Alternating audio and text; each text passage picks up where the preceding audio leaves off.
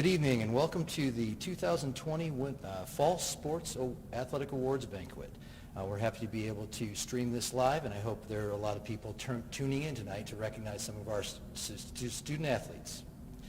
We have a lot to celebrate tonight. Before we get to those celebrations and recognitions, I'd like to say thank you to our coaches, our community members, our athletes, everybody that was involved in making this fall sports season happen. It was a challenge. There were a lot of different safety protocols that we had to follow in order to have our athletic events, but we met those challenges, and I was very, very proud of our athletes, very proud of our coaches and our community for doing all the necessary things to make sure that this athletic season could happen. To begin our awards tonight, I want to recognize our athletic award winners. To earn the academic awards for the Toledo Area Athletic Conference, junior and senior athletes have to maintain a 3.25 cumulative GPA and be the recipient of a varsity letter. I'll go through now and read our Toledo Area Athletic Conference All Academic Honor Award winners. Isaac Hoffer, Mitchell Hurley, Armando Rodriguez, Austin Schroeder, Logan Urbani, Helena Ramirez, Mia Austin, Farron Barnes, Ashlyn Rabel, Aaron Bauk, Ellie Weiss, Elena Avalos, Max Clausen, AJ Kazina, Emily Ronquillo, Tori Romstad, Lydia Long, Olivia Cox, Randy Wilson, Min McPleek, Eli O'Connor, CJ Sweet, AJ Rabel, and Braden Allure. Congratulations, that's quite an accomplishment. It's not very easy to keep your grade GPA to that level while participating in athletics. Athletics take an awful lot of time away from studies, and being able to balance both things is quite an accomplishment. So good job to all of you. I now turn things over to Athletic Director Ken James, who will introduce the rest of the evening.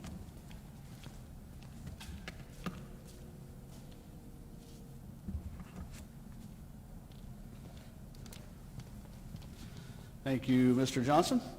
Before we get to the coaches, just a little reminder, Betty Durr has gifts for all of these seniors, and she pulled up with her car earlier today with a trunk full of goodies, so we will be passing those out to seniors in the next week or so. We'll make sure everybody gets the gifts from Betty. We'd like to thank Betty for all her help during the season and also for all the things she does for our seniors. Now, first up will be our golf coach, Reese Snyder.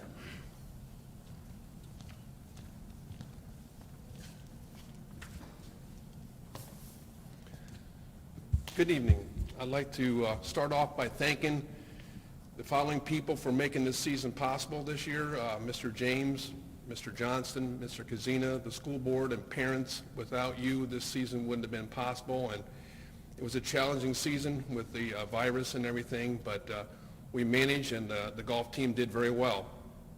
We started out the season and lost our first 3 tournaments due to the virus, and after that we had our dual matches and finally the league and the sectional. The team worked very hard throughout the whole season and accomplished a lot of goals that they had set, and each and every one of them improved as the season went on, and we had some golfers that got some pretty outstanding awards. This time I'd like to hand out the awards, or at least tell you the awards, and they'll get their award from Mr. James later this next week. Receiving their JV letter is Josh Berry, Liberty Nisley, and Jet Stridme. First year award was Min McPleek and Brad Smith. Receiving their second year award, Cecil Niederkorn, and receiving their third year, C.J. Sweet, Caden Wilson, and Eli O'Connor. When it came to the league, the team competed very well. We beat Emmanuel Christian and competed throughout a very tough course at Stone Ridge. Receiving on that league meet All-TAC award, Caden Wilson was honorable mention, and Eli O'Connor was first team All-TAC. Also, when it came to districts, Eli O'Connor received honorable mention, all district. And the other awards given out as team awards, Caden Wilson earned the Coach's Award. He was like having another coach on the practice range.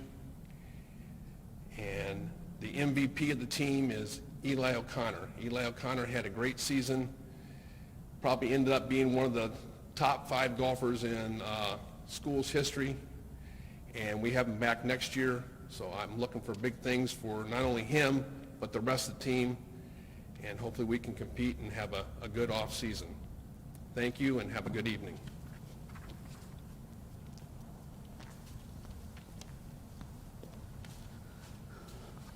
And next up will be our cross-country coach, Coach Burlingame.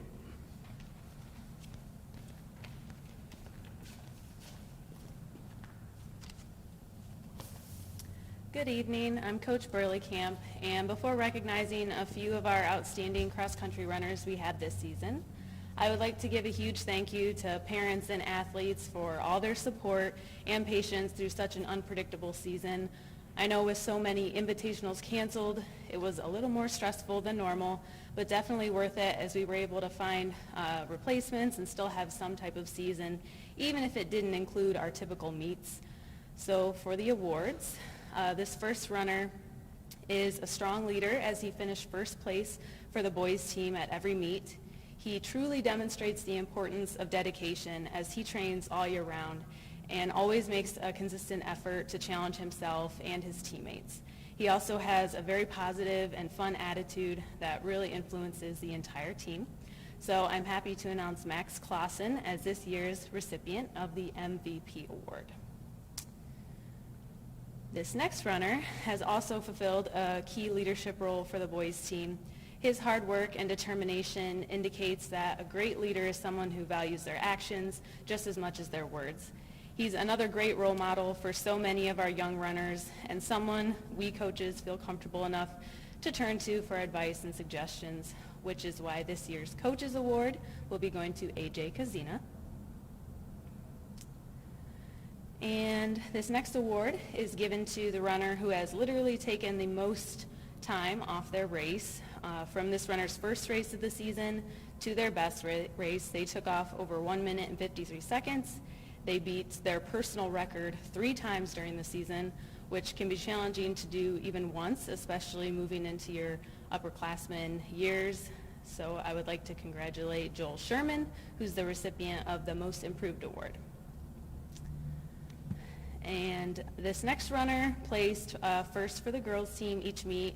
She has a competitive spirit and she always keeps breaking her records of personal goals each year. She's going to be yet another invaluable leader moving into her senior year with her drive and experience that she offers to our younger runners. So a big congratulations to Emily Ronquillo for finishing second team All-TAC with her 12th place finish at Maumee Valley Championship meet. And then I would like to recognize our 2 freshman runners, Caitlin Kazina and Andrew Brower, who will be receiving their first varsity letters this year. And just one more thank you. Coach K and I are very proud of all our runners and appreciate all their efforts this season. And we can't wait to have everyone back again next year with a big group of experienced seniors to lead our team. Thank you.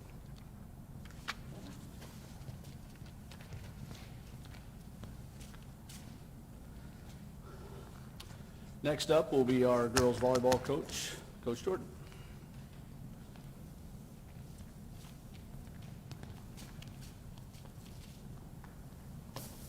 Hello, I'm Coach Ashlyn. My JV came first in TAC, ending the season with 14-3. My girls worked so hard and made this crazy season so enjoyable. I have 4 awards to give out tonight. First is Player Choice, which is Alyssa Pacina. Alyssa was our 5-1 setter. She ran our offense and always came and made us laugh. Next is Offensive Player, Aubrey Perlacki. Aubrey was one of my outside hitters and usually played all around. She was always calling for hits no matter where she was, and she was always aggressive, and we could always count on her to lead the team. Next is Defensive Player, Jade Wiley. Jade was my libero. She was always so aggressive in the back row and always wanted to know what she could fix. She would always lead my back row in a positive way. Lastly, I have Most Improved, Michaela Hanley. Michaela started as a setter for us. Then I could tell her heart was for hitting. She ended up being my right side hitter and really grew when she played there. She got more aggressive, happier, and also played defense well. I'm so very proud of all my girls and wish I could hand out an award to all of you. I can't wait to see you guys grow on and off the court, and just happy I could be your coach this season. Thank you.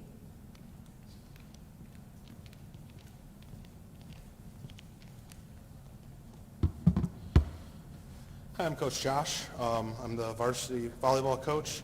Unfortunately, Coach Morgan could not be here today to announce the freshman awards, so I will go ahead and do that for her. The freshman Player's Choice MVP this year was Lainey Parton. She stepped up to become the freshman setter and really found a new role for herself. I'm excited to see her grow there. The Offensive Player of the Year was Ava Schober. Very exciting both as an offensive player and a defensive player on the court. Defensive Player of the Year was Marissa Apthorpe, someone who I've been watching play since I started coaching here, and very excited to see her grow as a defensive specialist. And then the Most Improved for freshmen was Cadence Newman. Very quiet at the start of the season, and then as the season progressed, you could really see her find her role on the team and become a lot more outspoken on the court. Morgan was sad that she couldn't be here today to express her feelings, but she's just excited to see everybody continue to grow for the program as well, and excited to see where we can take things in the upcoming year. For varsity, this year I had a couple of first-year letter winners, Aubrey Perlacki, Alexis Hutchinson, Jade Wiley, Tristan Sorosiak, and Gracie Weiss are all our first-year letter winners this year.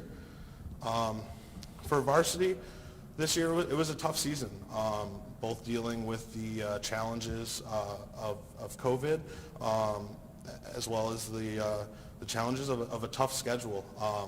Definitely a program looking to build. Just have to fine-tune a lot of things, but continuing to see us grow as a program. This year we had some TAC honors. Elena Avalos was first team all-TAC. She also received our Division III District 7 honorable mention as well. Ellie Weiss was second team all-TAC, and Ashlyn Rabel and Haley Apthorpe were both honorable mentions for all-TAC for 2020. My varsity awards this year, all very deserving. Start with the Player's Choice MVP, which was Ellie Weiss. An incredible leader on the court. I get to have her for a senior year, and I can't wait to see what she does as both a captain on the court and the setter running the offense. Our Offensive Player of the Year was Elena Avalos, who led a lot of statistics in the TAC this season. I definitely expect to see that continue. I expect to see that to grow. Defensive Player of the Year is Haley Apthorpe. Again, a leader in the back row. We're a team that is really growing on the defensive end, where we have a lot of defensive players, very capable, and Haley has helped us grow the other DSs as well in the program. So excited for senior year for Haley. Most improved on the season was Tristan Sorosiak. She is an incredible athlete on the court that I can't wait to see grow. I can't wait to see her come into her role on the team.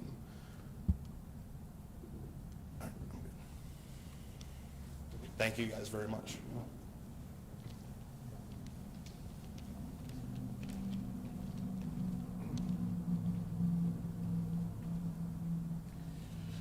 Next up will be our girls soccer coach, Coach Bandine.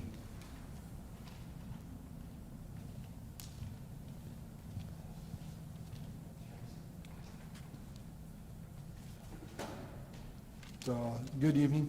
First, I'd like to say thank you to the administration for all their hard work and all their planning that allowed us to have a season when it was very much in doubt.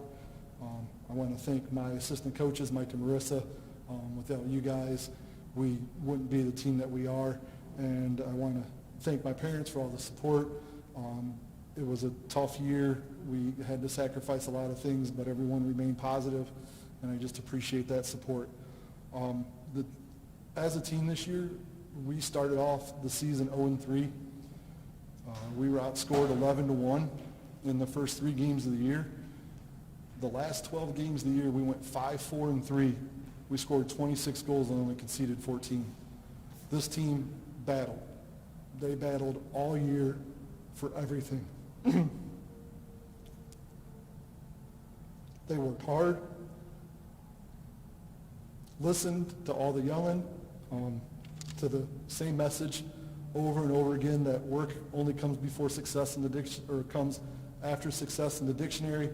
And I know they got tired of hearing it, but you guys battled and turned out to be a great season. Our team awards this year, first one is I gave 3 coaches awards. The first one goes to Zoe Turner. She's our goalkeeper. She came up huge countless times this year.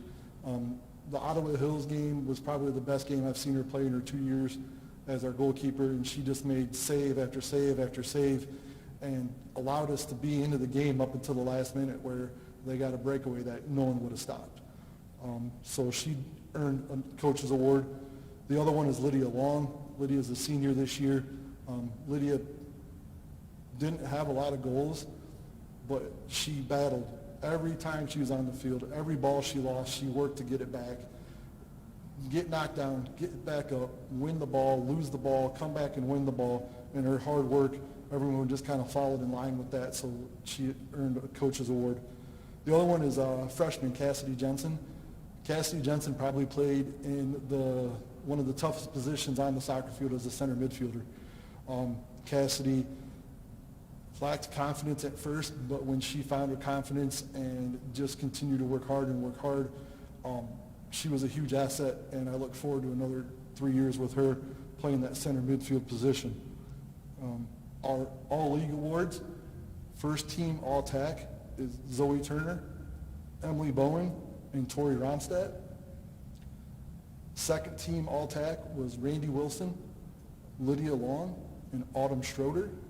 And then honorable mention all-TAC was Angelina Nagel and Olivia Cox.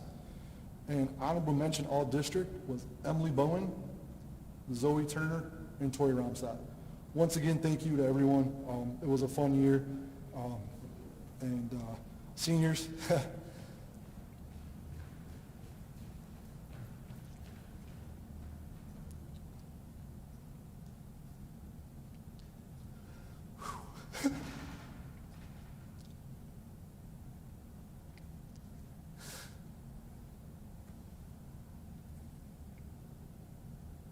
these seniors have been with me for 11 years. They were my first littles in a gym just like this, doing stop, red light, green light, ouch, all types of different games. And it seemed like it took them 20 years to get to the varsity level, but their 4 years here went entirely too quick.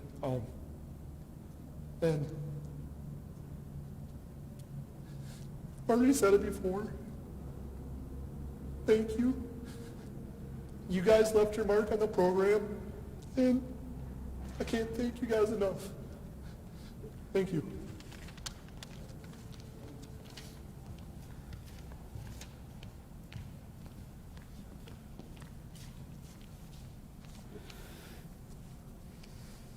We are running a little ahead of schedule here, so we will change the order up. Next up will be our cheer coach, Coach Fullenlove.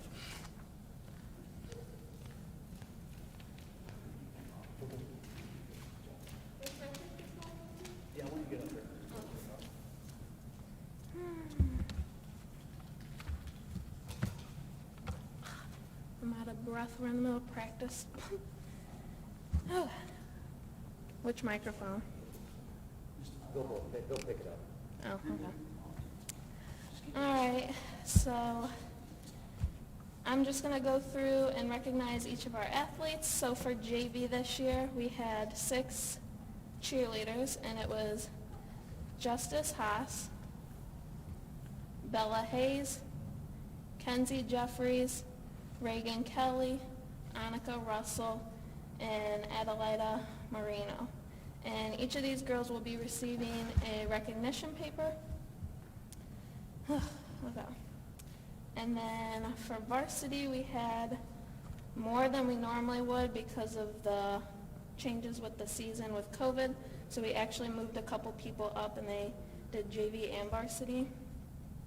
So for varsity, the people that will be getting recognized are Alyssa Cuevas, Bree Didion, Bree Herrera, Brooklyn Marlowe, Sadie North, Helena Ramirez, and Emma Veras. And then we also have 5 varsity girls that will be receiving their letter for the first time.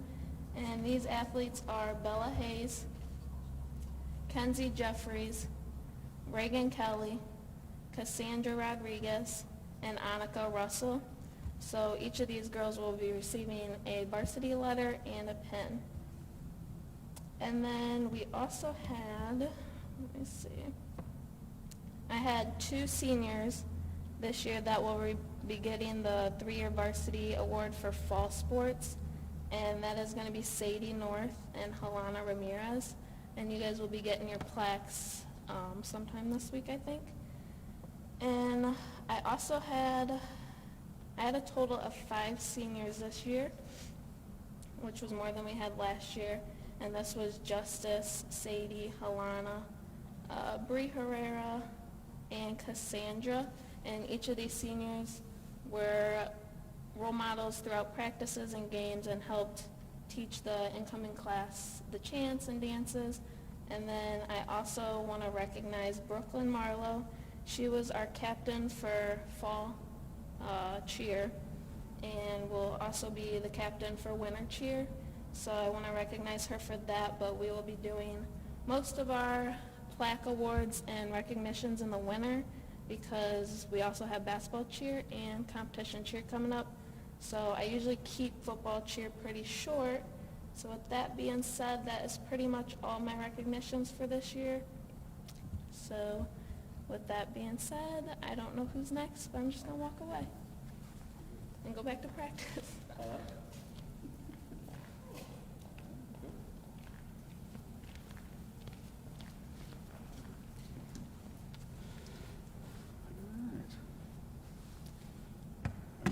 We're running a bit ahead of schedule here, so we make a couple of alterations. Coach Leonard, our boys soccer coach, will be here in a couple of minutes. I'm going to take a little bit of time until he gets here to give you a little information, some general information on the football team, and then our football coaches will be here in a few moments to go through some things for our individual players. A couple of other notes I want to make as well while we're going through that. Number one, some announcements we normally try to do at the banquet.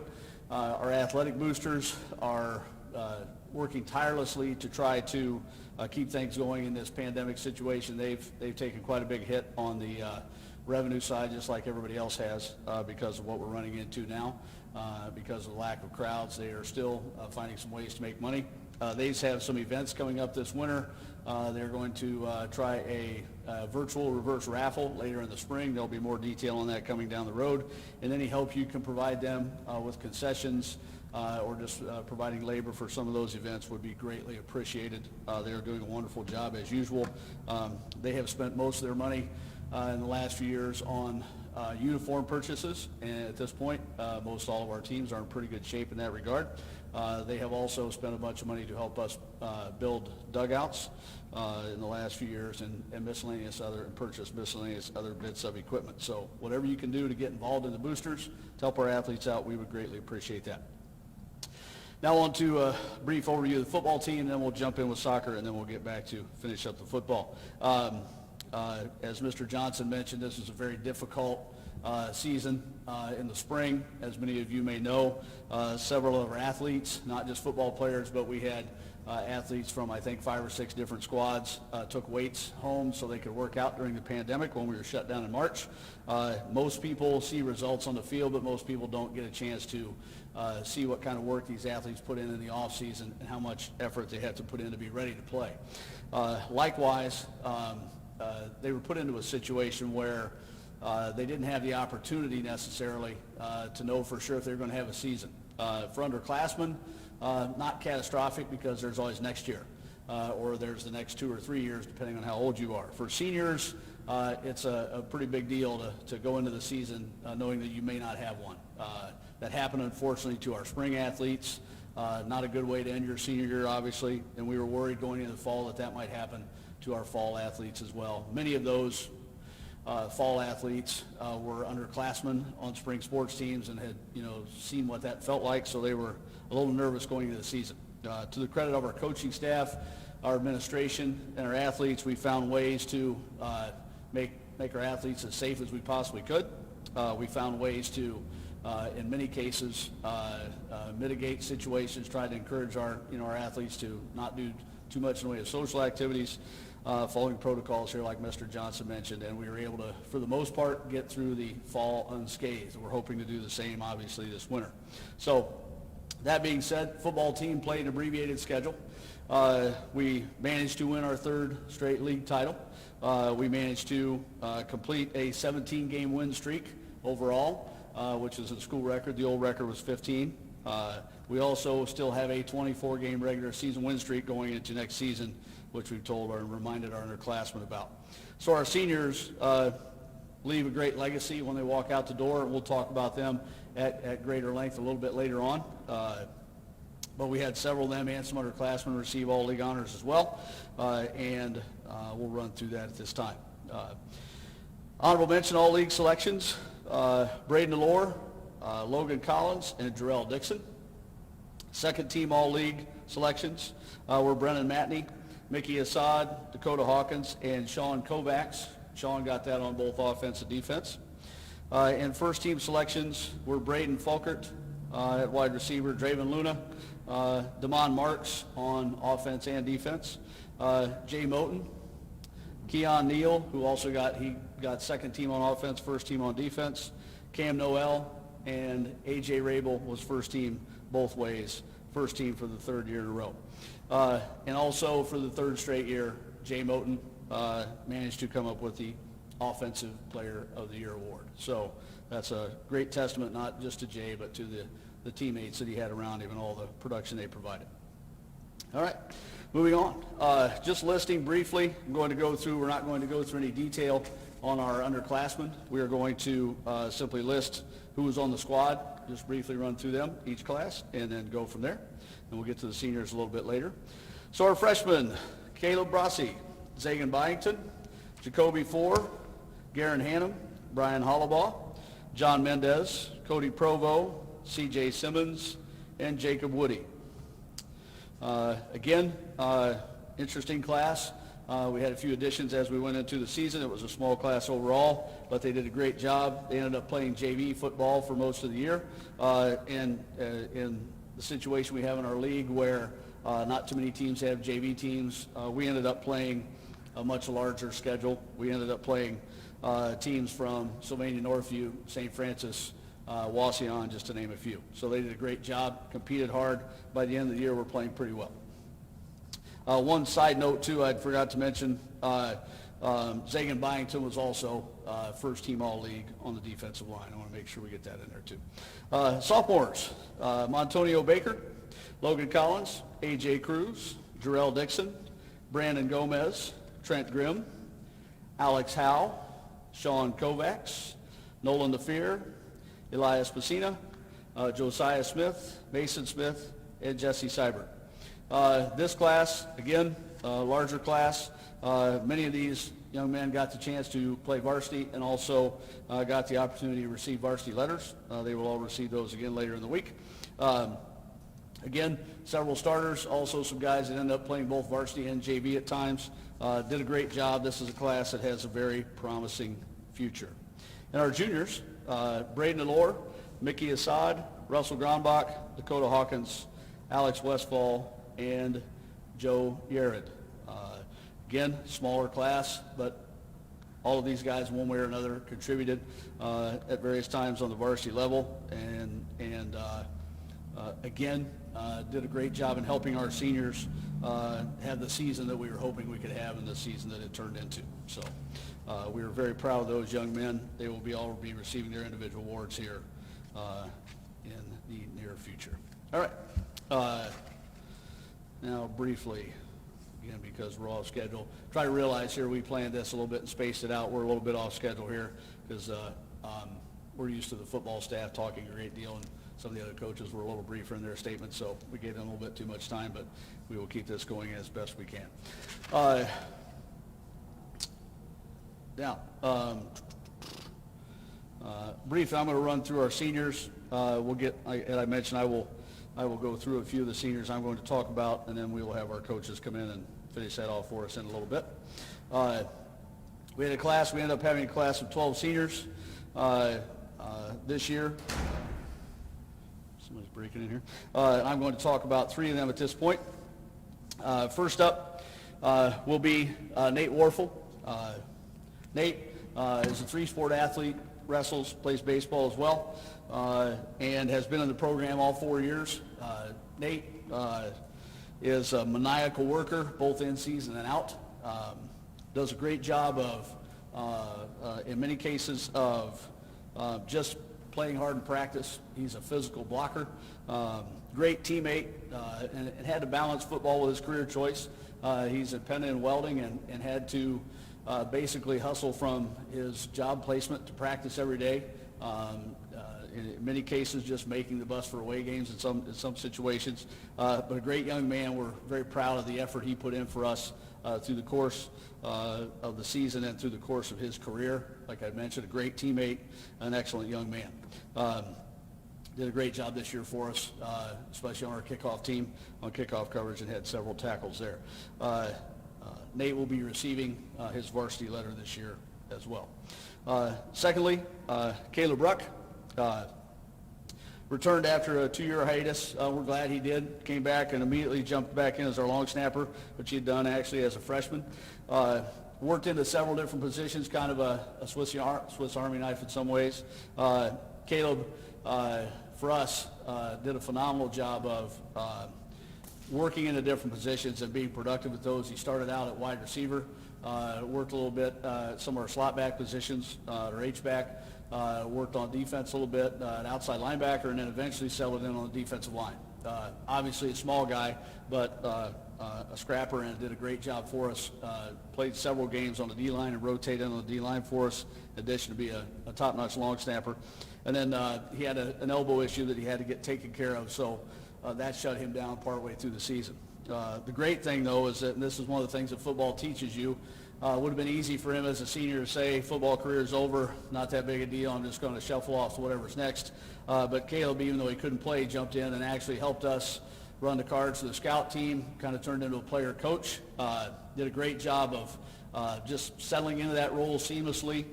Maybe has a coaching career in his future, we'll have to see. But was a great teammate, even when he couldn't play, like in the playoff game, he couldn't suit up because of the injury. Was on the sidelines cheering everybody on, and we're really proud of the effort and obviously the productivity he gave us this year. And then Alex Yared. Alex Yared was one of our linemen coming back, one of our big front guys we were planning on him playing for two ways on offense and defense for us. Looking forward to him having a great year.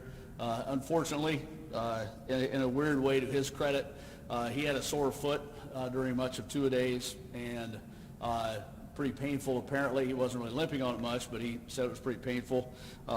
from what he had let us know after the fact. And at one point during practice, just in a basic drill, something went wrong.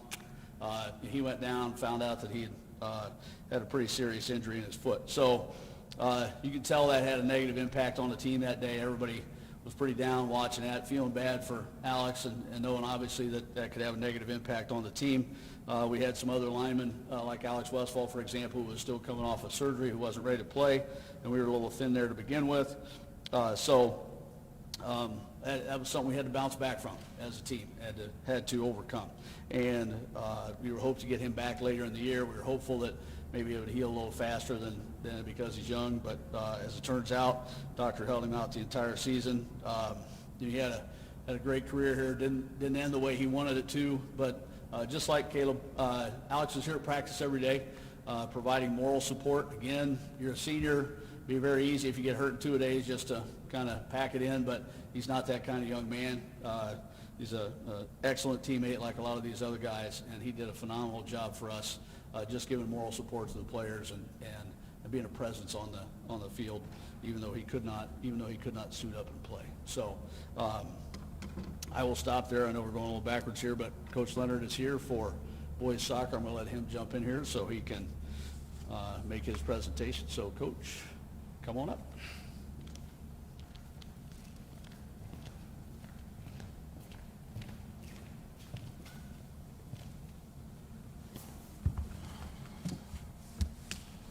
My name's John Leonard. I'm the head coach of Northwood soccer team.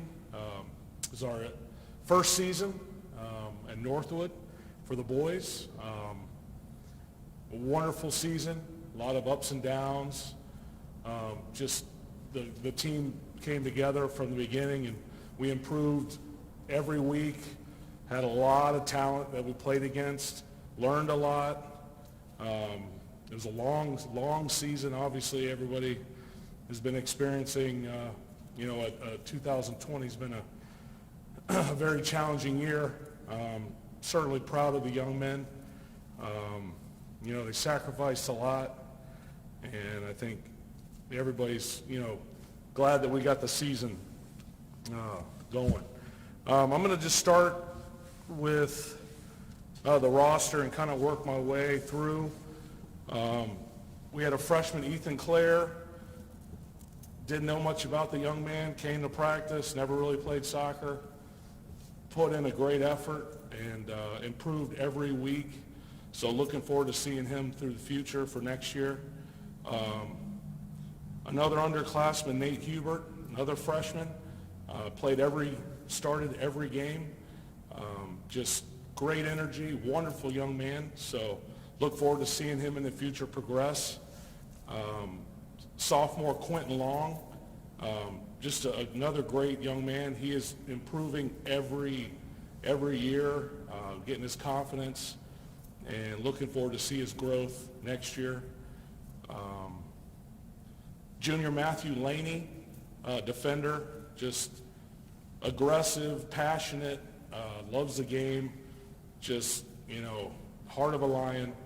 Just did a great job for us this year. So real impressed with him, looking forward to working with him. He'll be a senior next year. Freshman Tyler Dupree, a wonderful young man. He is developing, getting his confidence, played, not as much as most, but every time he got an opportunity, he really excelled. Hoping that he continues to challenge himself. Look forward to working with him next year. Now I'm going to go to the seniors. The seniors are just a wonderful group. There's 7 of them. They're the foundation of this program. Most of them have been in Northwood growing up, played Little League, Northwood Rec, travel teams, they played together.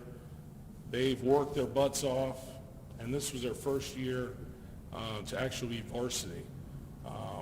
And just a wonderful group, sacrificed a lot, dealt with me, and I'm super proud of them, and every one of them's got a great future, and I'm real thankful that I was able to work with them, and I'm always here for them if they need anything. So I'll start with Bryant Ramirez, midfielder, just a super talented young man, gave everything he could to the team. He played every minute of every game pretty much.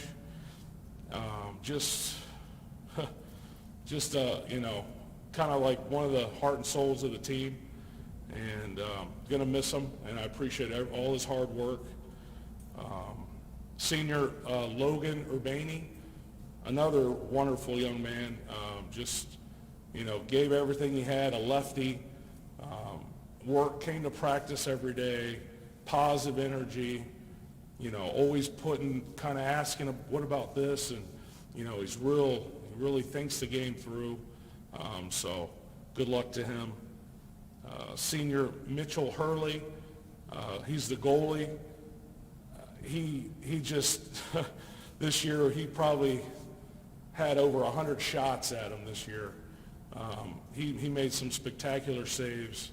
He's a captain. He's a leader. And he was always there trying to pump the team up, keep them positive, and definitely proud of him. Senior Armando Rodriguez, he pretty much did everything we asked him to do. I could put him in different positions, played real hard, had passion, really appreciate everything he did. Senior Austin Schroeder, he could play any position. We moved him everywhere. He's versatile. He was a team player. Anything we asked him to do, he would do. Another great leader, and looking forward to seeing what he does in the future. And then senior Weldon Hannum, another captain. He played every position. He'd marked one of their strongest players. Just gave it everything he had. Every time he got off the field, he was exhausted. And you just can't ask for much more from a coach standpoint. So hopefully I didn't miss anybody, and I did. Senior Isaac Hoffer, defender, right side, wonderful person, great character, great effort, just always smiling. This group of seniors, you guys were the foundation, the first season, 2020-21 boys soccer team for Northwood. So that's something to be remembered. Maybe our record wasn't the best, but I know we left everything out there, and it was an honor to coach you guys and these seniors. All of you guys got bright futures. Good luck to you. If there's anything I can do, you got my number. And I just appreciate the opportunity to coach and everybody. And thank you very much. And take care.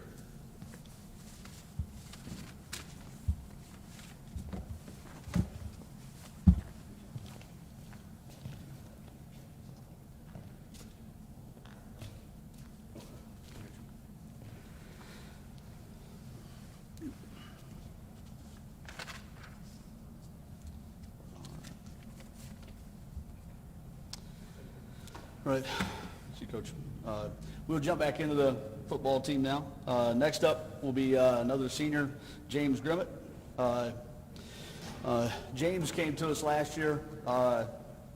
Knew some of the guys on the football team, had never played football before. His junior year, kind of came out to practice some days, helped us out, filmed practice for us some, and came with a team of scrimmages, et cetera, and did some administrative things to help us out. And then came to me in the winter and said, can I actually play on a team? We said, sure, you're more than welcome. You're a student like anybody else. Come out and give it a shot. So he came out for football this year for the first time. Everything was new to him. He had not played before. So obviously had a lot to learn, but his development was something pretty awesome to watch through the course of the year. We were able to get him up to speed and put him in games, and made a couple tackles in in a couple different situations, which was pretty exciting to watch his development as a football player, and just watch him mature in that role, and being part of the team, and just fitting in with the players as well as he did. I know he's got a lot of guys on the team now that are pretty close to him, even after only being on the squad for 1 year. So it's pretty awesome to watch that happen. And we're very, very proud of him and what he was able to develop into this year in terms of his football career, even though it was a brief one. Next up, before I get to our other coaches here, just a couple other brief things here to get you squared away here. We will be passing out awards to everyone as we go through the next week or two. We are on a hybrid schedule right now, so not everybody's in school every day, so just give us a little time. We also have some students at Penna that we will try to get to as quickly as possible. We potentially will deliver those to Penna, or when we see them, if they're in winter sports, we'll get them here when they're at their other practices. But we will take a week or two to get all the awards out to everyone, and we'll make sure everybody gets everything that they need. So next up, I'm going to go back to one of our other players, one of our seniors, Brennan Matney. I had mentioned earlier that Alex Yared hurt his foot in practice, and we didn't have a whole lot of older linemen ready to play yet. We got some good young linemen coming up, but physically they weren't quite ready to be varsity players early in the year. So we went to one of our running backs, Brennan Matney, and just said, hey, you're going to go from being a fullback now to a guard, which is not something that people usually want to hear. When you're a ball carrier, you want to remain a ball carrier. That's one of the fun things about being a football player. And Brennan was a really good fullback for us, but at that point in time, we needed him more in the team at guard. So he handled it as we expect him to, handle it like a mature senior would. So whatever I have to do to help the team, I will do. So we switched his jersey number. The young man who used to wear 31 became number 55, and he took off on his journey as an offensive lineman. In the meantime, he was continuing to play linebacker for us. Obviously, I mentioned earlier, he's an all-league player for us at linebacker. Had a great year there, was one of our top tacklers and one of our leaders on our defense, and played well in some big games, especially early in the year when we weren't quite sure what kind of team we had, and we had to suddenly walk out with a bunch of new guys on our defensive front and take on some teams that tried to run the ball at us, and we weren't sure what we had. He did a great job of plugging holes and making tackles and keeping us defensively pretty stout, so that we were able to get some leads on people and win those games early when things were a little unsure for us. So he will obviously receive all league honors this year, second team all league at linebacker. But his biggest contribution to our team, honestly, was the fact that he was able to jump in on our offensive line, plug an opening for us there, and play there throughout the course of the year. Even though he'd never played it before in his life, he adapted to it really well, and had a great attitude about it, didn't complain about it, worked hard, and helped our offense be one of the leading ones in the area, helped our quarterback earn, obviously, Player of the Year in the league again, and we're very thankful for the contribution that he made, and again, the maturity he showed in making that jump, that leap into position of playing offensive line, because that's not an easy thing to do. If you've been a ball carrier your entire career, and suddenly somebody says, hey, you're going to put your hand in the dirt, and now you're going to have to play the O-line, and you're never going to get to touch the ball, that's not a fun thing for a guy who's a senior who's expecting to get the ball quite a bit. That's not a fun thing for him to hear. But he handled it as we expect all our young men to do, with putting the team first, and we're very, very excited about the year that he had and the way things turned out for our team, essentially because he put himself in that position to be a great contributor there. Next up, I'm going to move on, keep rolling through here. Next up will be A.J. Rabel. Again, one of our top interior linemen and linebackers for the last few years. A.J. has been first team All-League for the last 3 years. This year is first team All-League both ways. Last year was also got mention All-District. Been one of the leaders on our team, and also kind of did the opposite, or not the opposite, but the same as what Brennan did, although he did it a little bit sooner. A.J. started out his career as a fullback when he was younger, when he was a freshman.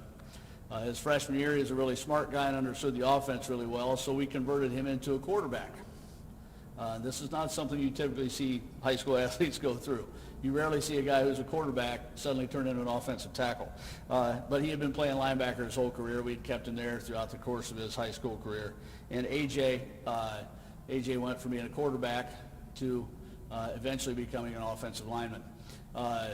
Turned into one of the top offensive linemen in the area, had an excellent blocking percentage, and ultimately AJ, had a phenomenal career here, just as a leader on our football team, but also in terms of his performance on the field. He ended up, again, being one of our top tacklers.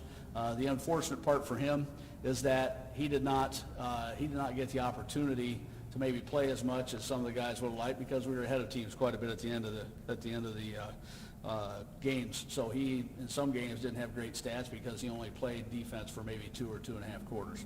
So had a heck of a career here. Was a great leader for us. Really proud of what he accomplished in the football program, but not just in terms of statistics and all-league honors, et cetera, but also what he has become just as far as a leader and a mature young man who did a great job for us, not only in the in-season but in the off-season, helping us get guys to show up for weights and working like a maniac year-round. So very proud of AJ and what he's accomplished here. Also note, just a side note for me, that's a difficult thing to mention, but AJ, I coached his father as well. His father is no longer with us. I would think his dad would be very happy to see what that young man has turned into. He'd be very proud of him today. So next up will be our quarterback coach, Coach Donegan. So.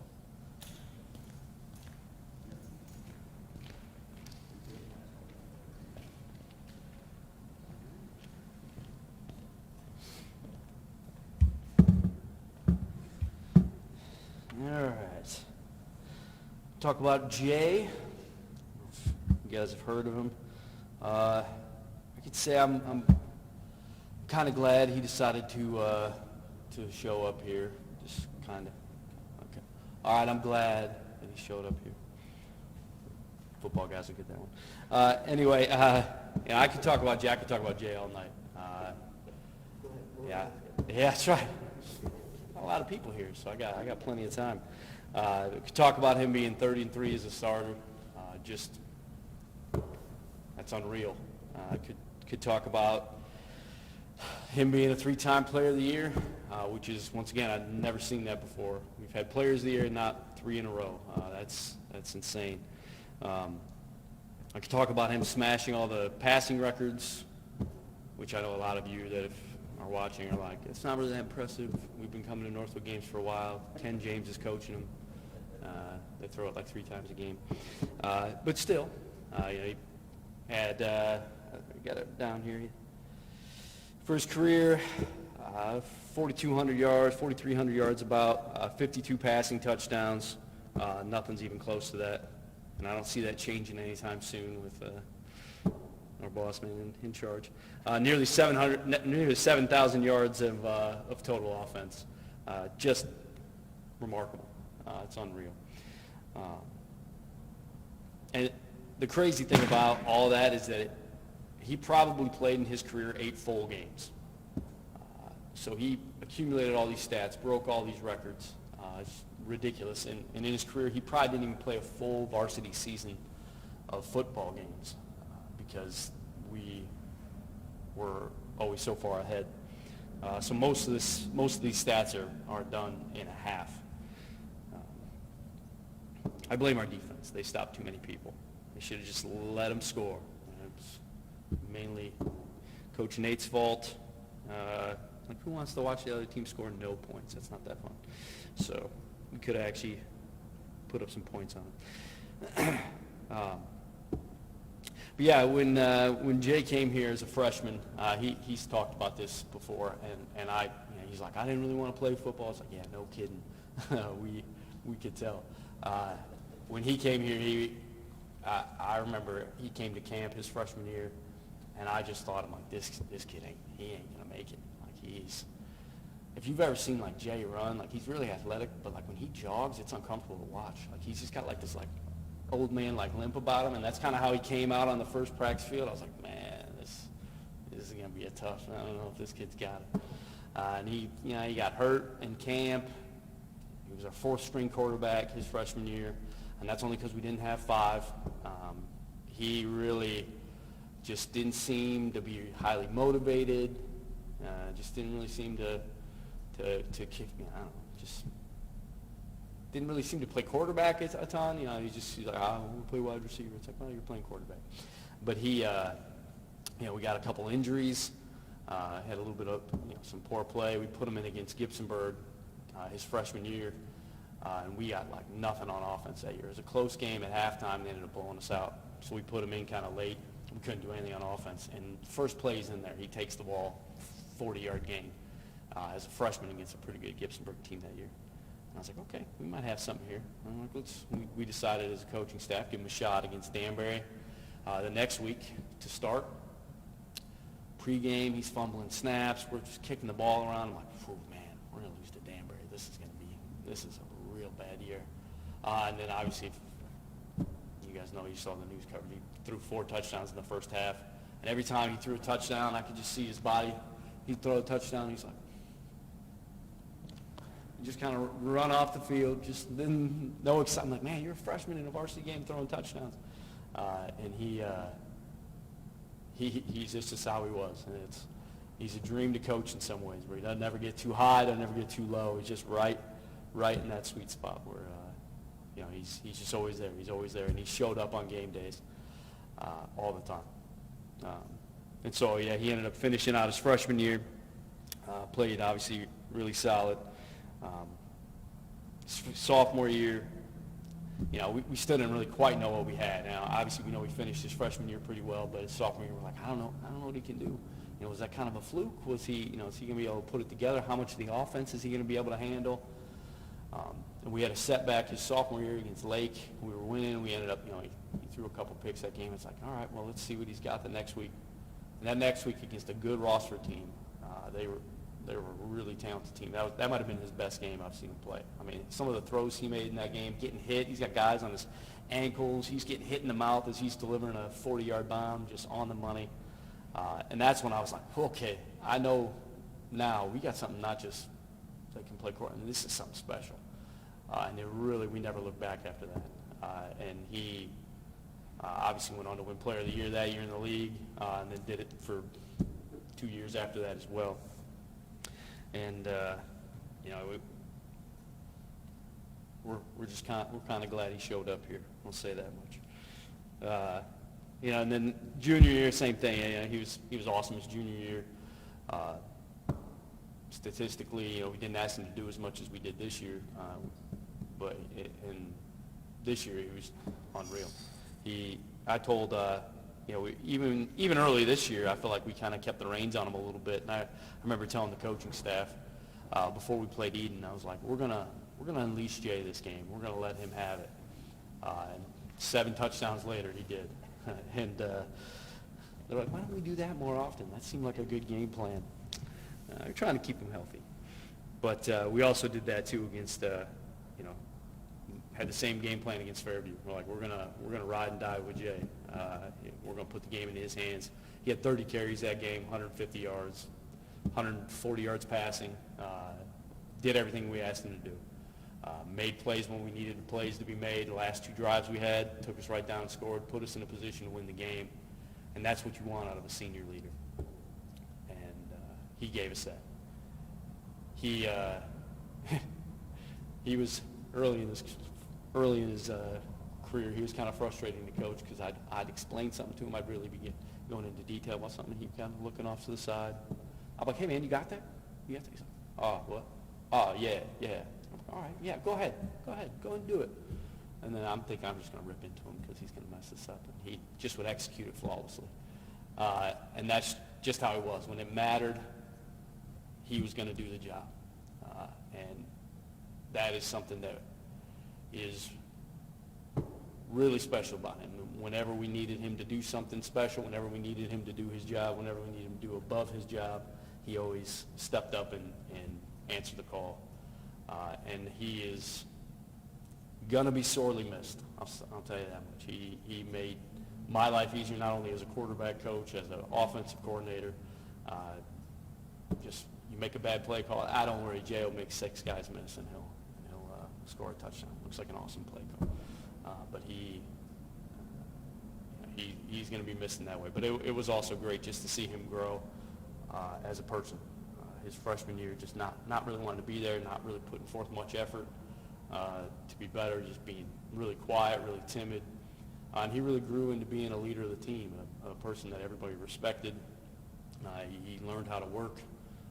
He learned how to just take coaching to go out there and to compete without losing his mind. Never didn't lose his cool. And he will be sorely missed. I will say that much. But it was a tremendous pleasure and honor to coach him.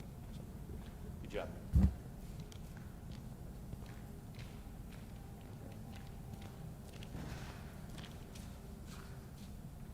One little side note, Coach Donegan mentioned the Rossford game when he had a big game that week. We had to come from behind. We had a 2-minute drill, and they had just scored, kicked a field goal, and was calling for Jay to come up to get ready to go on offense. And Coach Donegan's on the headset with me, and I looked at Jay when he finally got up there. I said, "What, are you sleeping back there?" And Coach Donegan said, "Yeah, probably. He's probably not too excited or wound up. He's just pretty relaxed."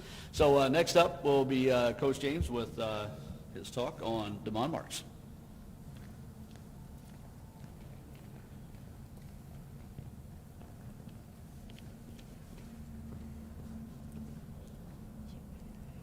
How we doing, everybody? Talking about DeMond,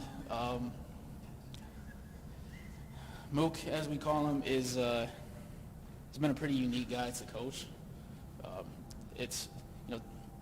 Coach Donegan already talked about Jay. It's hard to talk about either of them without also mentioning the other.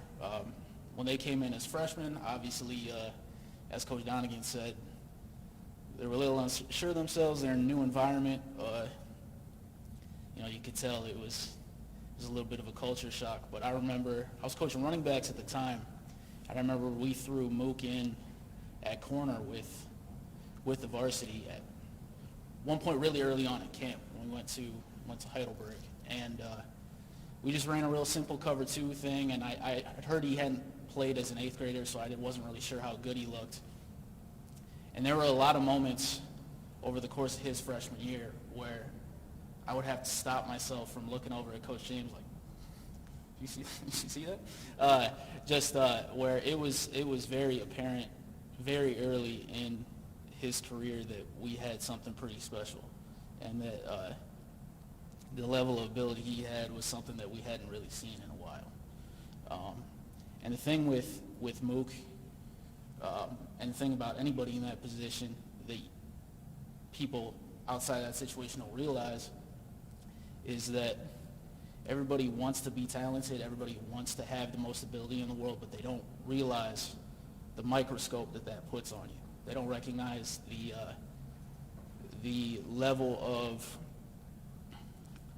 criticism that you have to endure when you have that kind of ability. So when the time he was 14, 15 years old, he had every eye on him every time he was on the field, from parents, teammates, opposing parents, opposing team. Everybody was critiquing and watching everything that he was doing. And that forces you in a lot of ways to grow up really quick. Regardless of what your personality or experience is, when you have that special kind of ability, you have to grow up.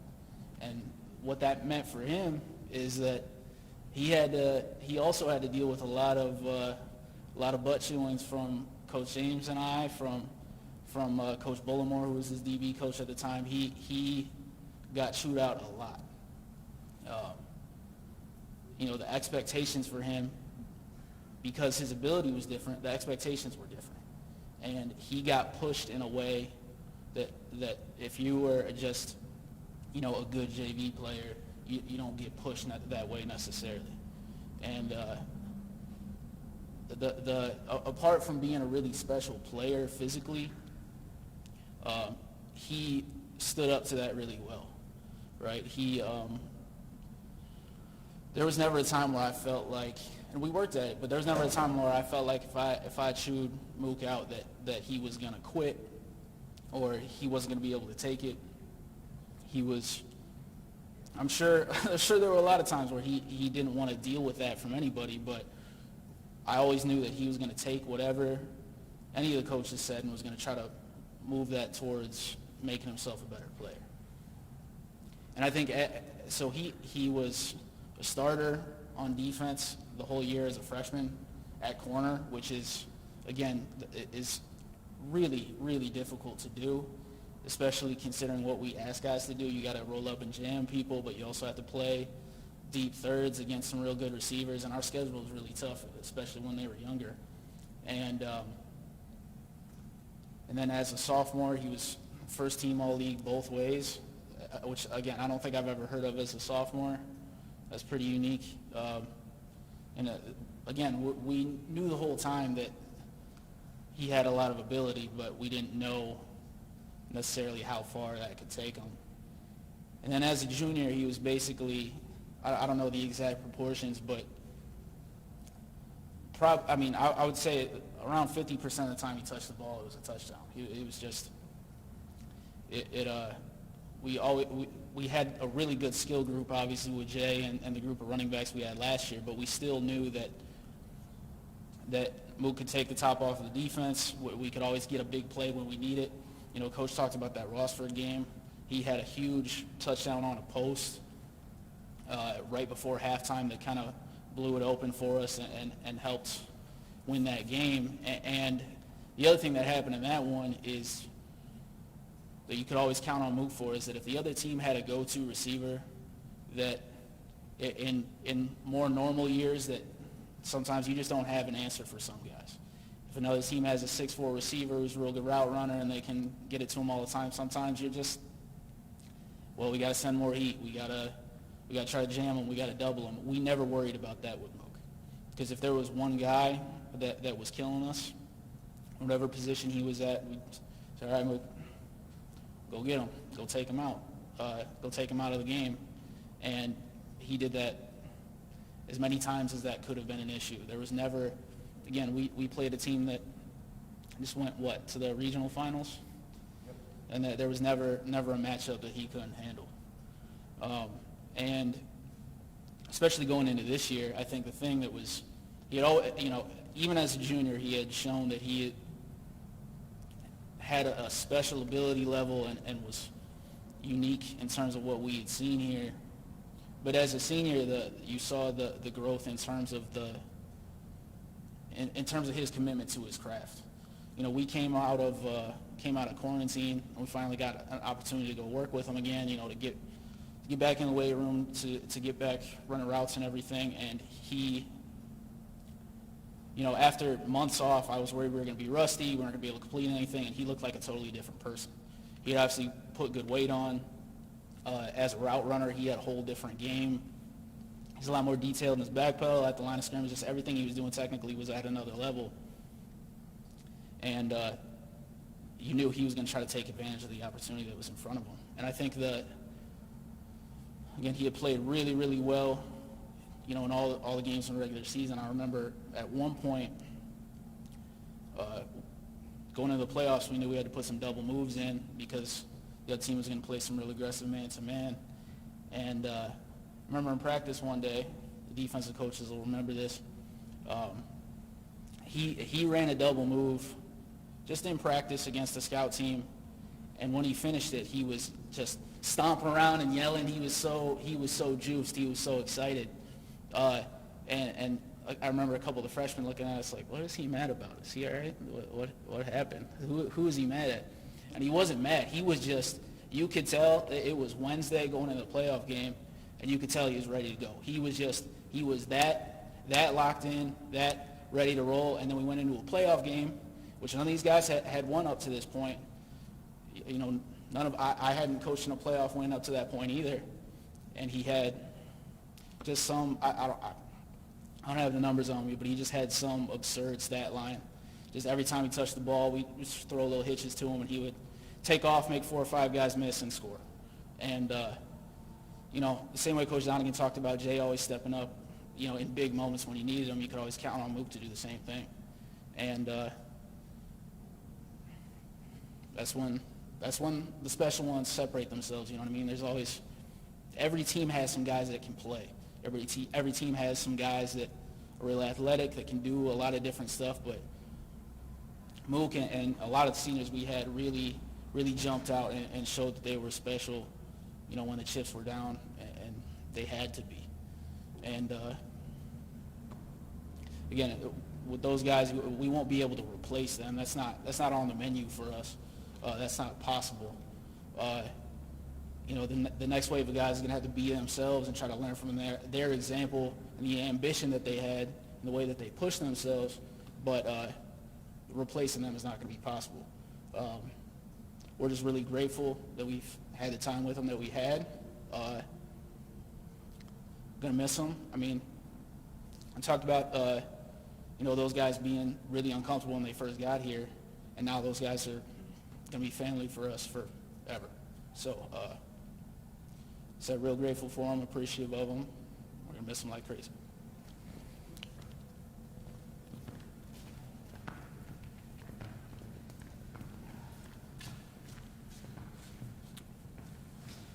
Next up will be our running back coach, Coach Heidebrink, who we stole from Bowling Green High School this year.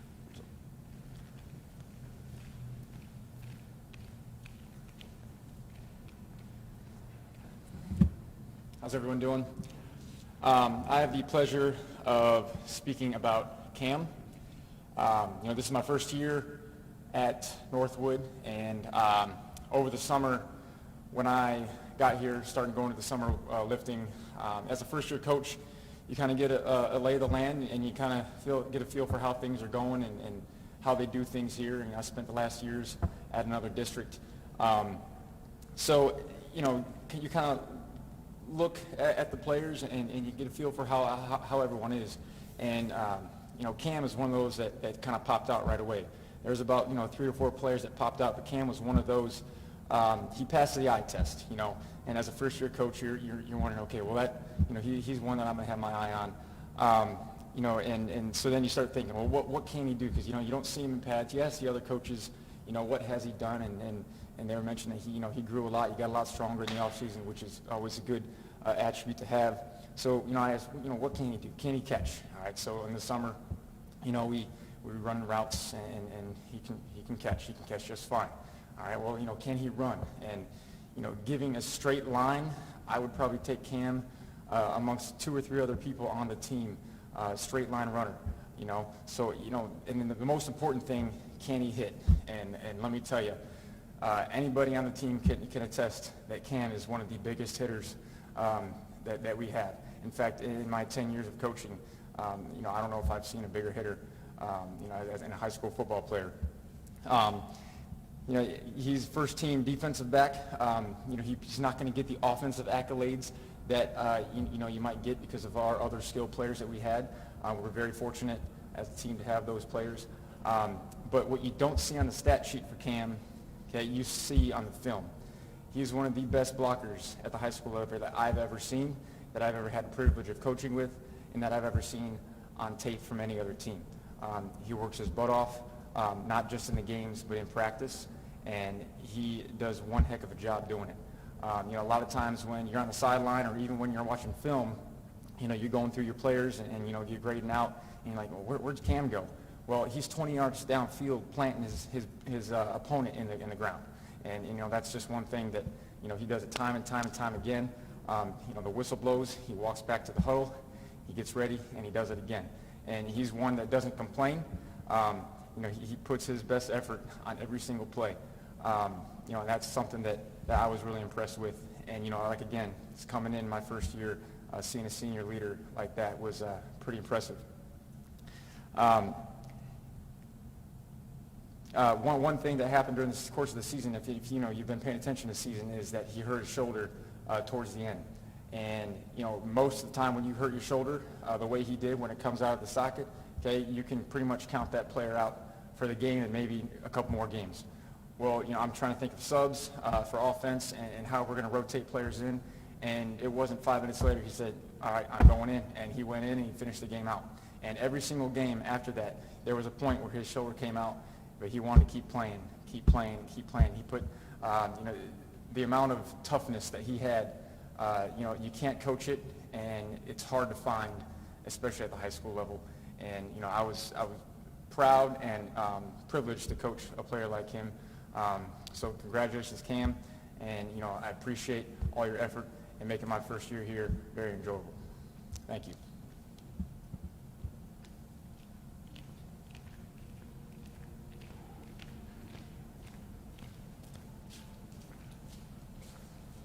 A little side note on Cam, too. There were a couple times in practice when Coach talked about him being a big hitter that we had one of our scout team guys carrying the ball, and we're just like, oh, crap, because Cam was bearing down on him. And it ended up being a little ugly sometimes. They got up, but it looked like it hurt pretty bad when he hit him. Next up will be Coach Brown. Coach Brown will be our outside linebacker. Coach will be up.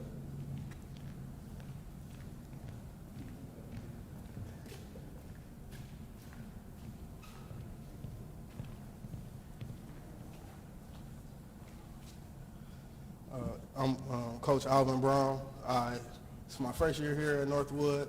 Came over from Scott High School and just kind of came over to learn, from Coach James and, how to run a program and things like that successfully and, see how to build the culture of a team and a program the right way. And coming over, I was brought outside my element coaching defense because I normally coach offense. I was the offensive coordinator for like the last 5 years. And I didn't have a lot of returning guys in my position coaching outside linebackers. There was a lot of seniors in that class. And Keon Neal, he kind of came out of nowhere, being a transfer from Wake. And he stepped into a leadership role right away, learning. We both were on a learning curve coming in. And he excelled exceptionally well. Offensively, he played running back. He had about 390 yards, about 3 touchdowns. He was very impactful, had almost 12 yards a carry. But his impact on defense was very, very, very exceptional because his motor was, it was outstanding. He was always going 100 miles an hour, no matter if he was going in the right direction. But his aggressiveness and his savviness for the ball always seemed to carry him there to make plays and be impactful for our defense in a way that we didn't really know if we were going to have somebody in that position to hold that down, which is a very important part of our defense because it's to contain and make sure we anchor down a lot of things from the inside out. So Keon Neal led our team with about 76 tackles. He had about four forced fumbles, maybe about 4 sacks. I want to say double digits tackles for losses. And the kid was just everywhere. He was very, he almost had a couple of interceptions. He did it all. It was nothing that you wouldn't ask him to do that he wouldn't do. He worked hard every day. He didn't complain not one time.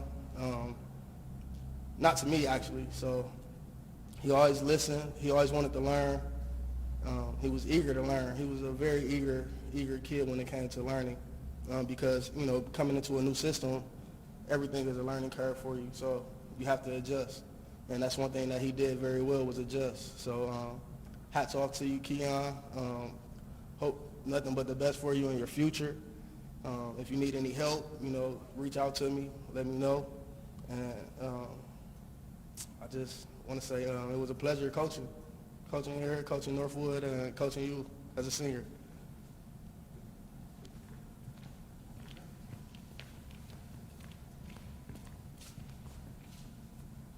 I mentioned we stole Coach Heidebrink from Bowling Green. We stole Coach Brown from Scott. And our next coach, we stole Coach Vergils. Our O-line coach stole him from Sylvania Northview. So, Coach, you're on.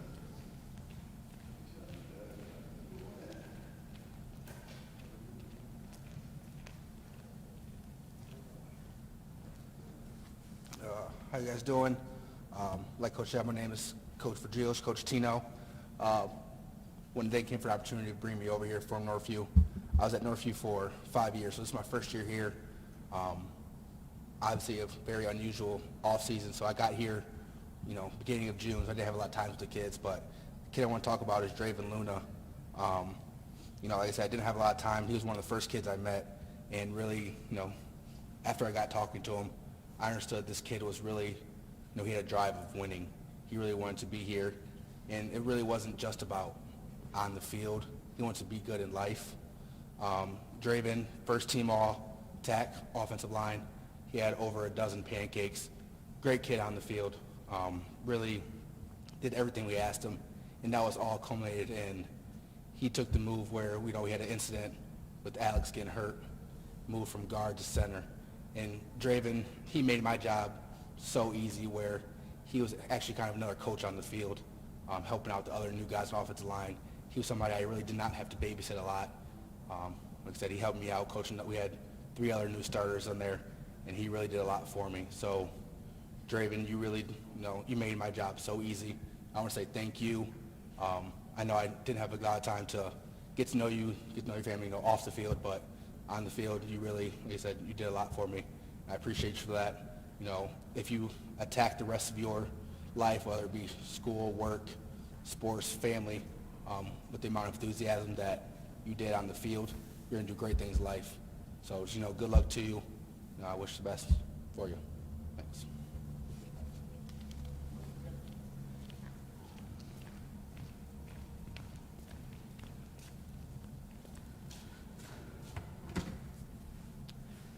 And finally, we have tonight our last senior, Braden Falkert, moved in for us this year, just kind of through accident. Young man who lived in Northwood who had been going to another school, and when they shut sports down for a while, came to our place and asked if he could come in here and play. And we said absolutely. Strangely enough, didn't have a whole lot of catches. We always wondered when we looked at film of him after our first scrimmage and some of our practices, wondered why maybe he didn't get the ball a little more before, and he didn't get the ball a lot with us. I mean, he only had about 10 catches, but 8 of those went for touchdowns. So it's pretty productive. You knew if you could get him the ball going into the game, you kind of had a 7-point lead going in. One of the things you need to know about him too is that again, like a lot of these other guys, just a phenomenal teammate. At one point in our first round playoff game, we'd had a couple chances to get passes to him. He was open deep a couple times. We missed him when we were playing Van Buren in that first playoff game.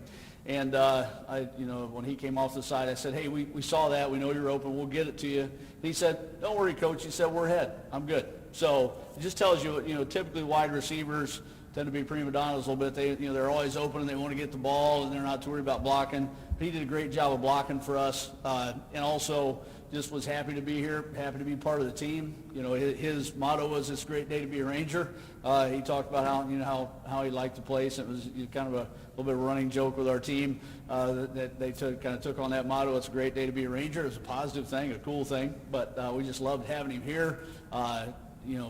Extremely positive attitude. Never got wound up too much about anything. Great influence on the younger guys. Again, helping instruct the younger guys and route running, things like that. So from that standpoint, we didn't have much time with him, but we're going to miss him a great deal just because of the type of human being he is and what he contributed to the team, not just from he had a bunch of touchdown catches standpoint, but also what kind of teammate he was and what kind of example he set for the other guys. He did a lot of big things. He's going to have his name in the record books when he leaves. He's got a 95-yard interception return, that he got against Eden that kind of helped us jump out on them in that second quarter when it was a close game. And so he's going to leave his mark in that regard. But more importantly for us as a football staff, he's going to leave his mark as a top-notch player, a hard worker, and a great teammate, which is one of the things we value here a great deal, just being a great person and fitting in with the team in a very short period of time, obviously, as he got here at the beginning, obviously, of our preseason. So we're very excited that he was able to come out here and have a great senior year with us. Very proud of the effort he gave us and the productivity he provided our team, and glad that he got a chance to play on a championship team his senior year and get a chance to play a couple rounds in the playoffs. We're hoping that was a great experience for him as well. So that will wrap it up for us tonight. We appreciate your attendance. This will be available on YouTube. For those of you, we ran a little fast, obviously, so some people did not get a chance to watch it. We will have this available on YouTube. You can access it later, and have a good evening and stay safe. Thank you for your viewing.